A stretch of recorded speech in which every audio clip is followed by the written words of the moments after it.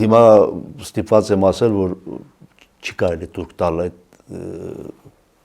այսպես կոչված եկեղեցապաշտ մամուլի եւ քաղաքական շրջանակների այդ քարոզչության, որ կաթողիկոս կարող է կալանավորվել, կաթողիկոս կարող է հայտնվել բանտում եւ բանտից ինչ որ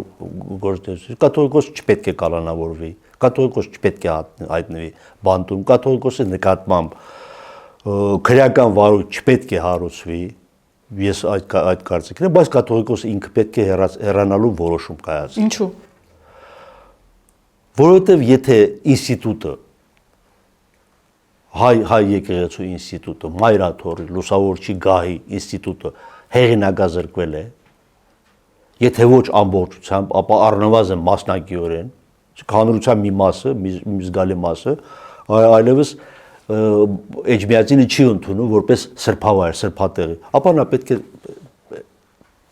հեռանա եւ հնարավորություն ստեղծի, որպեսզի եպիսկոպոսատ ժողովը թե ազգային եկեղեցական ժողովը նոր կաթողիկոս ընտրի, հանուն հայ եկեղեցու հեղինակության եւ հանուն հայ կրոնական ինքնության պահպանման